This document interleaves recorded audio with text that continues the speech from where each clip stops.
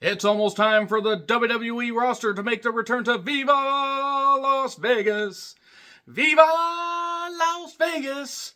When they invaded Allegiant Stadium and put on 2 nights of WrestleMania-worthy action. Well, actually, if you take a look at Night 1 and Night 2, to be perfectly honest, there's actually one really solid card and a few other miscellaneous matches that might be just used to say, you know what, I'm going to be over here.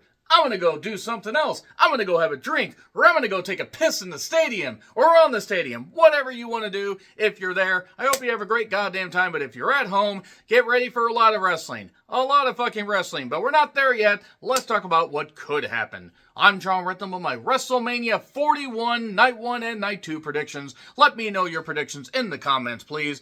And full disclosure, I'm recording these right after pretty much my last SmackDown review because it just was fun to talk about that, which is pretty much going to be the final little build for WrestleMania 41. So 7 matches for each night. Yes, I am factoring in that one match is going to be made official, given the events that happened on SmackDown. And I got to be perfectly honest, I'm excited for some of this card. There are some matches I don't really necessarily care about.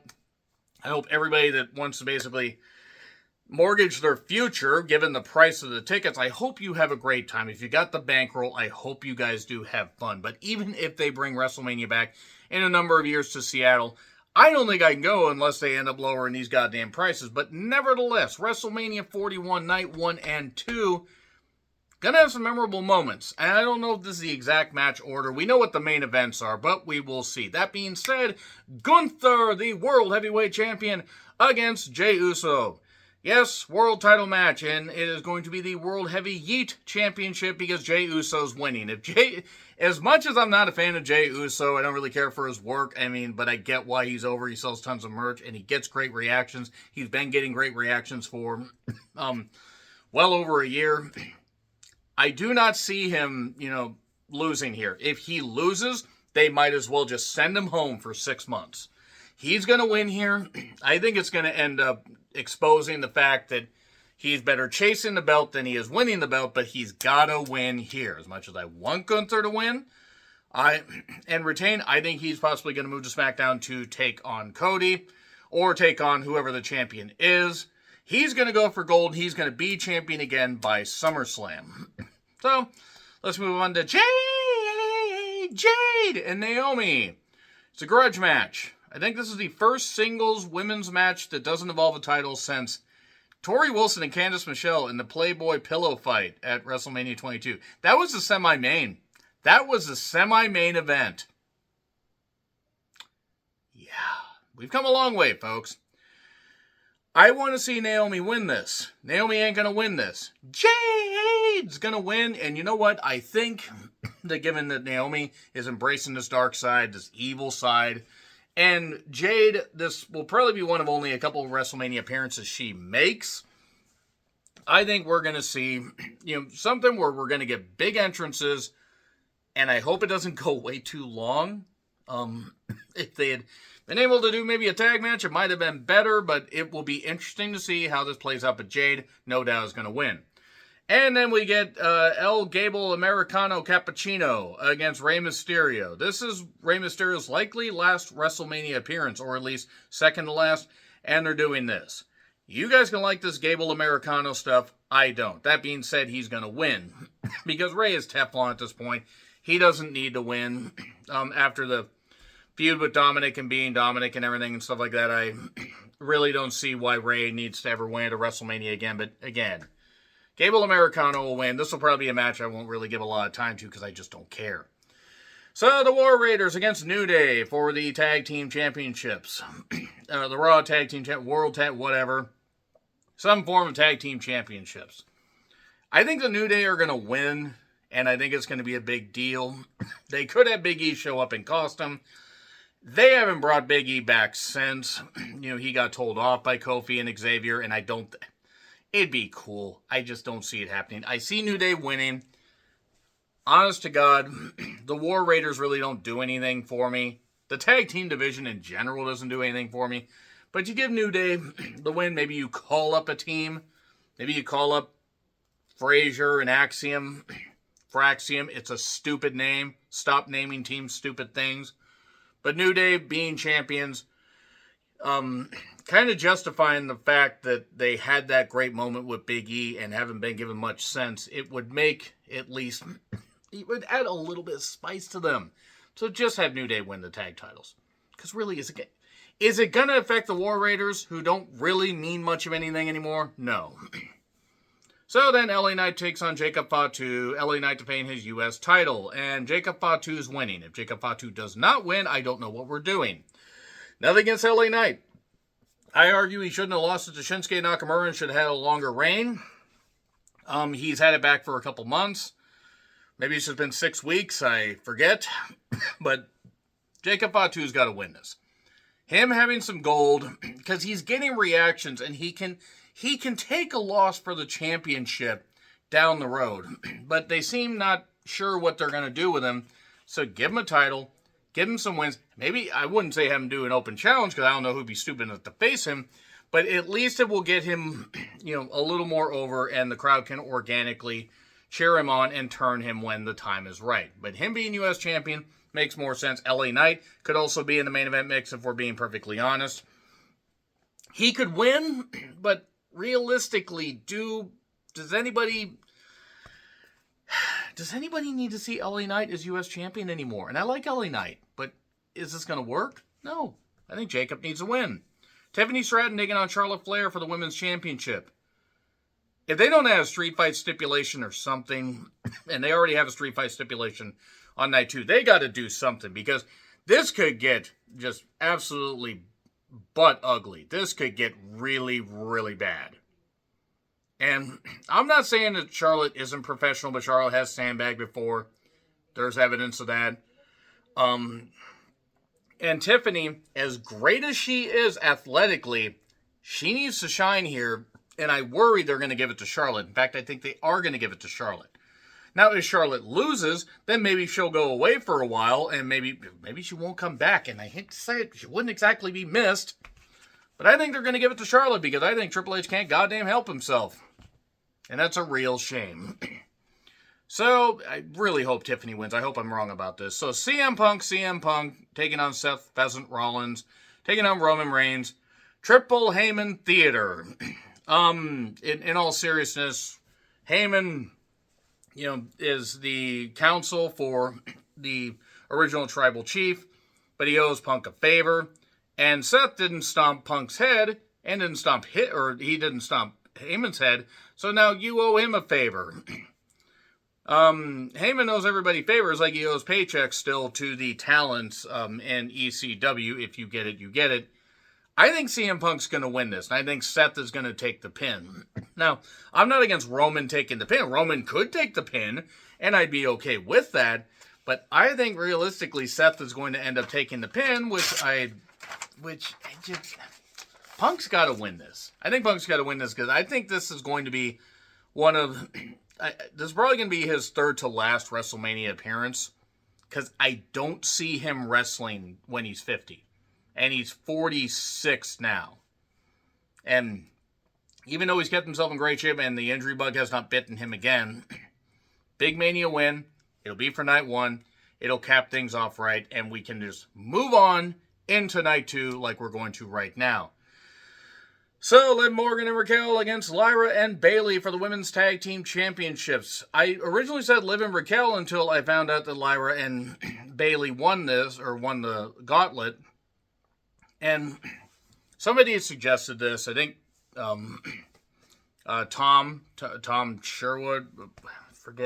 Tom, I'm sorry. He does great art. Forgot his exact handle. But he mentioned about Becky coming back to help Lyra and Bayley win. And you know what? I wouldn't be against it, because think about it. You could then pivot to Lyra and Becky down the road. You could have Liv take on Lyra, beat Lyra for the Intercontinental Championship. It gives Liv another championship, a singles championship to go up, because I don't really need her herniating every disc, nerve, and every blood vessel in her body carrying Raquel, who is not any good. Give Liv the Intercontinental Championship, because Lyra's had it, she'll have it through Mania. She could win it at the next pay-per-view or premium live event.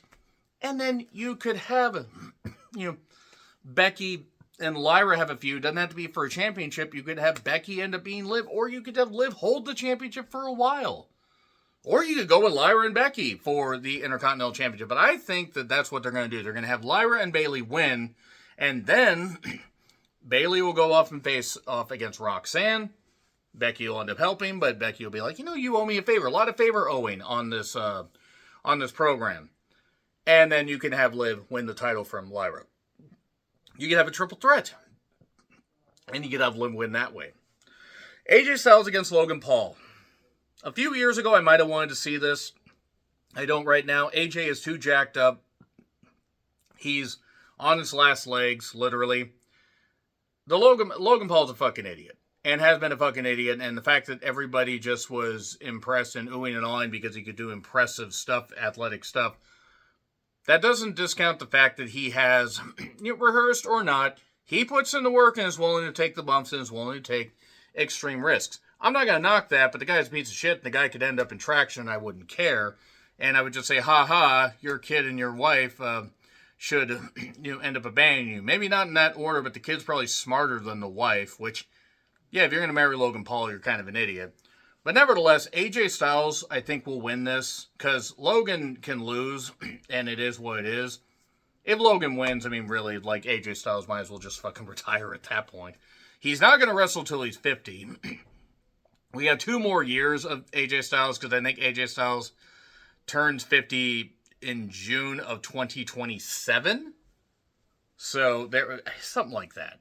So, pretty soon. AJ Styles, however, I think will get the victory. So then we have Damian Priest and Drew McIntyre in a Sin City street fight. I think Drew.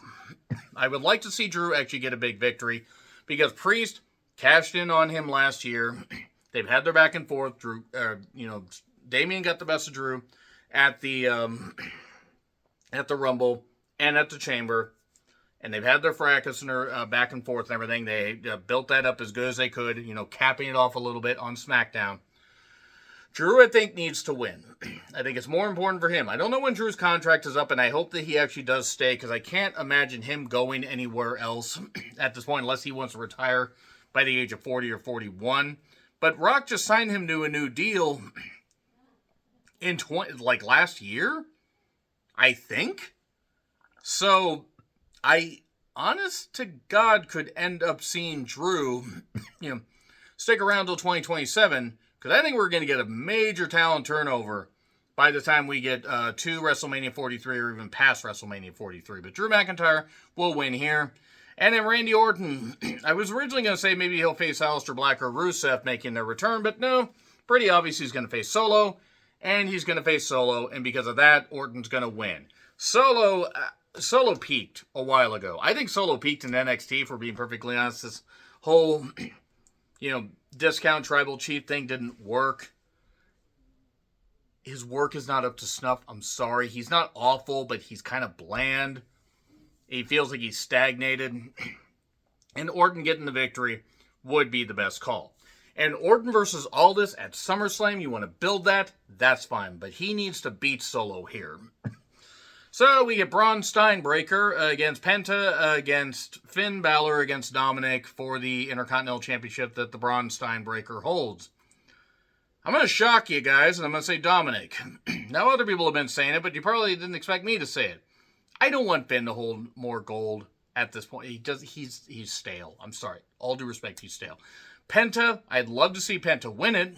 It would be cool. I don't think he's going to win. And Steiner could end up losing the title without taking the pin. Dominic could end up getting a fall, or get the fall on Finn. And it would make the most sense to finally blow up Judgment Day. Just blow it up. Just blow up the whole thing. And just have people go off in different directions. Because the Judgment Day stuff has been so stale for so long. But Dominic's going to be the Intercontinental Champion, honoring his father, Eddie Guerrero. Io Sky versus Bianca versus Rhea Bloody Ripley for the Women's World Title. I think Bianca, now, Io could win, and she could pin Rhea, and it would make at least enough sense that way Rhea, wormed her way in, only take the fall. Bianca, I think, will win the championship, because I think they're going to get her and Jade away from each other for a bit, and then maybe Jade finishes up with Naomi, comes over to Raw, and it makes the most sense. Or they swap the titles, and they have, well, no, actually, no. Yeah, Bianca actually would have to go to Raw if she was champion there, so maybe Io does retain, but I want to go with Bianca. I'm just going to say Bianca will keep her winning streak alive. I forgot that she had a winning streak going, and that'll be interesting to see. If Io retains, I'm not going to complain one bit. Cody Rhodes and John Cena, WWE Championship. Ba ba ba ba ba ba ba ba. John Cena is going to dash everybody's hopes, make the kids cry, make everybody upset. If Cena doesn't win, his heel turn means nothing. It means nothing. I know it's his last year. Cody has held the championship since WrestleMania last year, which that was like what, at the end or the very beginning of April. He will have held it for about 380 days or close to it. That's long enough. We don't need him to hold it until May or June or have Cena win it at SummerSlam. Cena could hold the championship for a little bit. Cody could get involved in a feud with Gunther or something. Involved in a feud with Jacob Fatu. If Jacob Fatu doesn't win the U.S. title, he could go after the U.S. title for that. They could go in a different direction. I think Cena's going to win. Rock will probably return.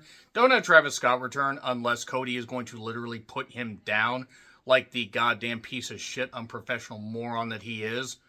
But I think that we're going to get a big old fracas, a lot of rep bumps, and I think we're going to get run-ins, and we're going to have John Cena standing tall.